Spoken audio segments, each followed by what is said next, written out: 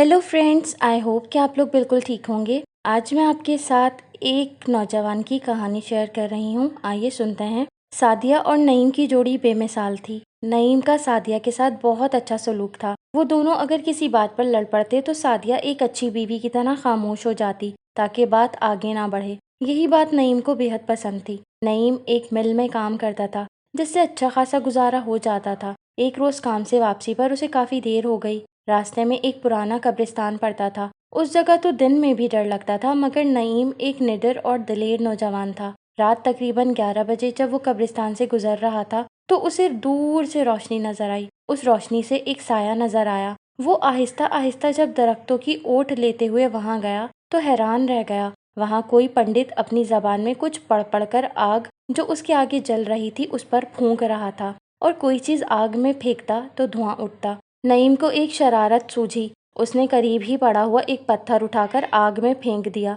तो एक खौफनाक धमाका हुआ और हर तरफ अंधेरा फैल गया। चीखने चिल्लाने की आवाजें हर सू आने लगी। फिर बुलंद आवाज सुनाई दी, मूर्ख, तूने मेरे अमल में खराबी की और मेरी जान चली गई। मगर जिस आत्मा पर मैं ये अमल कर रहा था वो तेरा पीछा मरते दम तक नहीं छोड़ेगी। तेरे जरिए वो इंसानों का खून पिएगी और तुझसे मेरा इंतकाम लेगी।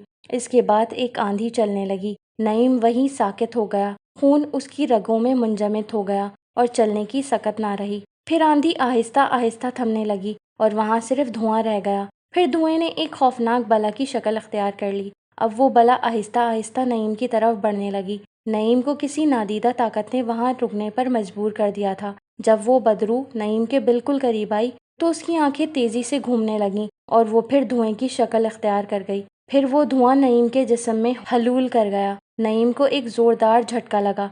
थोड़ी देर बाद वो अपने घर की तरफ चल पड़ा। घर में उसकी बीवी सादिया की आंखें नींद से बोझल हो रही थीं, मगर वो नईम का इंतजार कर रही थी। जब उसकी आंखें बंद होने को आईं तो दरवाजे पर जोर जोर से दस्तक होने लगी। सादिया ने जल्दी से आंखें खोली और उसने सोचा, नईम तो इस कदर जोर से दस्तक नहीं देता। फिर ख्याल आया देर से आने की वजह से ऐसा कर रहा है।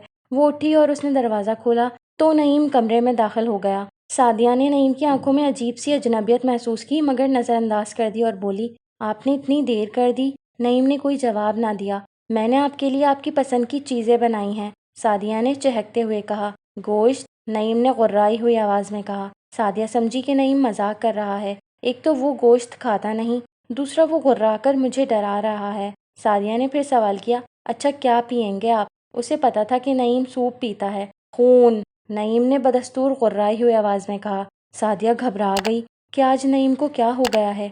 जब उसने नईम के चेहरे की तरफ देखा तो खौफ से उसकी घुटी घुटी सी चीख निकल गई, क्योंकि उसका चेहरा बिगड़ा हुआ था और उसके हाथों पर लंबे लंबे बाल नमूदार हो गए थे। नोकीले नाखून बढ़ रहे थे और नईम उठकर खड़ा हो गया और सादिया की जानिब बढ़ने लगा तो सादिया बेइख्तियार चीखने लगी। उधर नईम की वालदा नईम के देर से आने की वजह से ठीक तरह से सो ना सकी थी। वो इधर उधर देखने लगी कि चीख की आवाज कहाँ से आई। वो उसे अपना वहम समझकर लेटने ही लगी थी कि चीख की घुटी घुटी आवाज दोबारा सुनाई दी। वो पहचान गई कि ये आवाज सादिया की है। उधर नईम उठा और बढ़ते हुए नाखून सादिया की गर्दन में पेवस्त कर दिए और फिर आगे बढ़कर अपने दोनों हाथों के लंबे नोकदार नाखूनों से उसने सादिया का गला उधेड़ दिया तो गले में से भल भल खून बहने लगा। बदरू उसका सारा खून पीकर तेज तेज कदमों से कमरे से बाहर निकल गई। उधर नईम की वालदा आहिस्ता आहिस्ता चलती हुई सादिया के कमरे में गई तो दरवाज़ा खुला हुआ था। जब वो अंदर गई तो दहशत से उनकी आंखें फटी रह गईं। खौफ से उनके मुंह से चीख भी नहीं निकल पा रही थी। पूरा जोर लगाकर चीखीं तो दूसरे कमरे से उनकी बेटी और बेटे भागते हुए आए तो उनकी भी चीखें निकल गईं, क्योंकि सामने सादिया की गर्दन उधड़ी हुई लाश पड़ी थी। आंखें बाहर को निकली हुई थीं और उनमें से खौफ नुमाया तौर पर नजर आ रहा था। उनकी वालदा बेहोश हो गईं। नौरीन ने उन्हें संभाला। नईम के दोनों भाई रिजवान और इमरान जल्दी से सादिया की लाश के नजदीक गए तो खौफ से कांपने लगे। वो जल्दी से बाहर आ गए। पहले सहन में फिरते रहे और वहां से जब कुछ ना मिला तो कमरे में जाकर टॉर्चे और रिवॉल्वर ले आए। गेट से बाहर निकले। बाहर आकर टॉर्चें रोशन की। जब टॉर्चों की रोशनी जमीन पर पड़ी तो बड़े बड़े पैरों के निशानात थे। वो निशानात की मदद से आगे चल पड़े। थोड़े फासले पर जाकर पैरों के निशान खत्म हो गए थे। जहाँ निशान खत्म हुए थे वहीं नईम पड़ा हुआ था। उन दोनों ने नईम को जल्दी से आवाज दी, नईम भाई आप। तो नईम खड़ा हो गया। एकदम खड़ा होने से उसके छोटे भाई घबरा गए। टॉर्चों की रोशनी नईम के मुंह पर मारी तो नईम का चेहरा बिगड़ रहा था। दोनों के खौफ से रोंगटे खड़े हो गए। नईम तेजी से उनकी तरफ बढ़ने लगा। پہلے تو وہ خوف سے ساکت ہو گئے، لیکن پھر یک لخت ان میں حرکت پیدا ہوئی۔ وہ دونوں سرپٹ بھاگ کھڑے ہوئے اور گھر جا کر دم لیا۔ وہ سعدیہ کے کمرے میں پہنچے تو وہاں نورین اور ان کی والدہ دھاڑے مار مار کر رو رہی تھیں۔ محلے کی عورتیں بھی اکٹھی ہو گئی تھیں اور خوفزدہ تھیں۔ تمام عورتوں کی آنکھیں اشک بار تھیں۔ امی اور نورین کہہ رہی تھیں کہ کسی بھیڑیے نے ہماری سعدیہ کو مار دیا، مگر انہیں کیا پتا کہ وہ بھیڑیا کون ہے۔ ادھر نعیم کو بدرو ایک پرانے قبرستان میں لے گئی اور وہاں اسے ایک قبر میں لٹا دیا۔ نعیم بدرو کی مرضی سے ہر کام کر رہا تھا۔ اس کی اپنی تمام ذہنی اور جسمانی طاقتیں ختم ہو چکی تھی۔ وہ کسی کو نہیں پہچان سکتا تھا۔ صبح ہو چکی تھی اور سعدیہ کے والدین اور بہن بھائی روتے پیٹتے ہوئے وہاں آ گئے تھے اور گھر والوں نے سعدیہ کی موت کی انہیں ساری تفصیل بتا دی تھی۔ ادھر رضوان اور عمران پریشان تھے کہ بدرو نعیم کی شکل میں کیوں تھی، اور پھر کسی کو خیال ہی نہ رہا کہ نعیم کہاں ہے۔ خیال اس وقت آیا جب وہ جنازہ لے جانے لگے۔ نعیم کو بہت ڈھونڈا مگر نعیم انہیں کہاں ملنے والا تھا۔ آخر تھک ہار کر انہوں نے سعدیہ کو دفنا دیا۔ سعدیہ کی تدفین کے بعد انہیں نعیم کا خیال آیا۔ جب رات ہوئی تو ان کی والدہ نے رضوان اور عمران سے پوچھا، نعیم کا کچھ پتہ چلاؤ، مل والوں سے پوچھو۔ دونوں بھائیوں نے ماں کو رات والا سارا قصہ کہہ سنایا۔ یہ سن کر ان کے رونگٹے کھڑے ہو گئے، کیونکہ انہیں پتا تھا کہ سعدیہ ہمیشہ دروازہ بند رکھتی تھی اور نعیم کے آنے پر ہی کھولتی تھی۔ ادھر نعیم کی شکل میں بدرو کو پھر خون کی طلب محسوس ہوئی۔ وہ قبر سے باہر نکلا اور دوبارہ گاؤں کی طرف چل پڑا۔ راستے میں اسے گاؤں کا چوکیدار مل گیا۔ گاؤں کے چوکیدار نے اسے پہچان لیا اور بولا، تمہارے گھر والے تمہیں تلاش کر رہے ہیں، مگر وہ صرف اتنا ہی کہہ سکا۔ نعیم کے ناخن بڑھنے شروع ہو گئے۔ چوکیدار چیخ بھی نہ سکا اور موت کی آغوش میں چلا گیا۔ بدرو نے ایک اور انسان کو موت کی نیند سلا دیا۔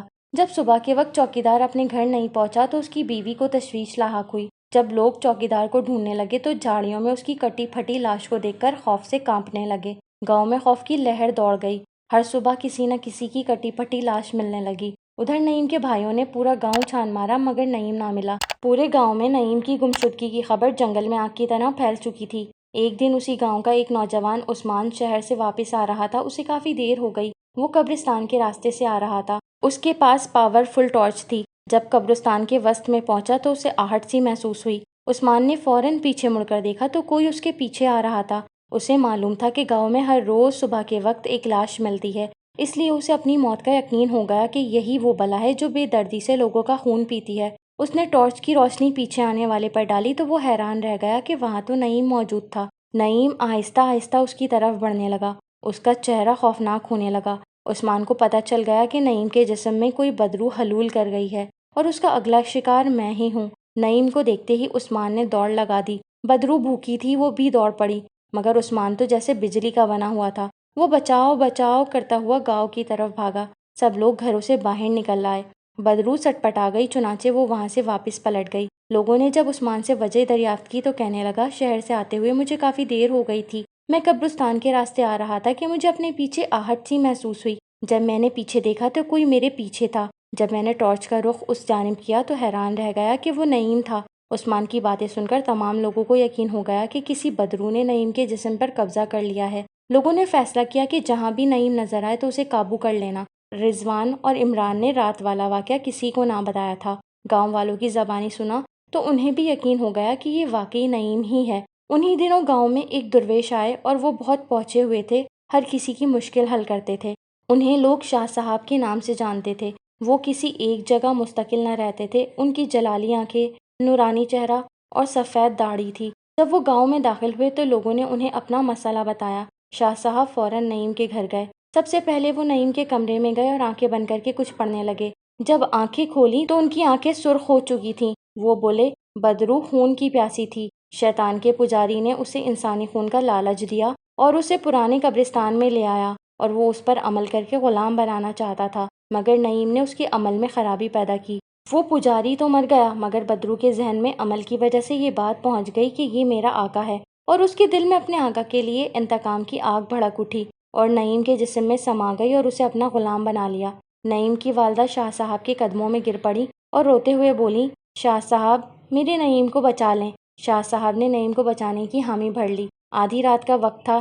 نعیم کے دونوں بھائی اوٹ میں تھے۔ شاہ صاحب قبرستان کے وسط میں کھڑے تھے۔ ان کے آگے پانی کا ایک بھرا ہوا ٹب موجود تھا۔ ٹب کے ارد گرد گول دائرے میں آگ جل رہی تھی۔ شاہ صاحب منہ ہی منہ میں کچھ پڑھ کر پانی میں پھونک مار رہے تھے۔ اچانک پانی میں سے بھاپ نکلنے لگی۔ تو شاہ صاحب بلند آواز میں قرآنی آیات پڑھنے لگے۔ ان کی آنکھیں بند تھیں۔ جب انہوں نے آنکھیں کھولی تو وہ خون کے کبوتر کی مانند تھیں۔ انہوں نے ایک طرف منہ کر کے پھونک ماری تو قبرستان میں ایک ہولناک چیخ بلند ہوئی۔ ایک طرف سے نعیم آتا دکھائی دیا، شاہ صاحب کے سامنے آیا اور بولا، آپ نے مجھے کیوں بلایا ہے؟ شاہ صاحب کچھ نہ بولے اور مستقل قرآنی آیات پڑھتے رہے۔ وہ جانتے تھے کہ بدرو میری توجہ ہٹانا چاہتی ہے۔ بدرو کا حربہ ناکام ہو گیا۔ شاہ صاحب نے آیات پڑھ کر اس پر پھونک ماری تو وہ ایک دہشت ناک چیخ کے ساتھ پانی کی طرف بڑھنے لگی۔ نعیم کے دونوں بھائی خوفزدہ ہو چکے تھے۔ نعیم کا چہرہ بگڑ چکا تھا۔ وہ بے اختیار پانی کی طرف جانے لگا۔ وہ آگ پر سے گزر کر پانی کے ٹب میں بیٹھ گیا۔ وہ بے اختیار چیخنے لگا۔ چیخوں کی آواز سن کر گاؤں کے کچھ لوگ بھی بلا سے نجات کا تماشا دیکھنے آ گئے۔ بلا پانی میں بیٹھی تو اور زیادہ بھاپ نکلنے لگی۔ اس کی چیخوں سے پورا قبرستان لرز گیا۔ مجبوراً بدرو کو نعیم کا جسم چھوڑنا پڑا۔ جب وہ اپنی اصلی حالت اور اپنی اصلی چہرے کے ساتھ نعیم کے جسم سے نکلی تو وہاں پر موجود تمام لوگ خوف سے کانپنے لگے۔ جب وہ آگ کے پاس گئی تو آگ نے اسے اپنی لپیٹ میں لے لیا۔ جلد ہی وہ راکھ کے ڈھیر میں تبدیل ہو گئی۔ یوں بدرو اپنے انجام کو پہنچ گئی۔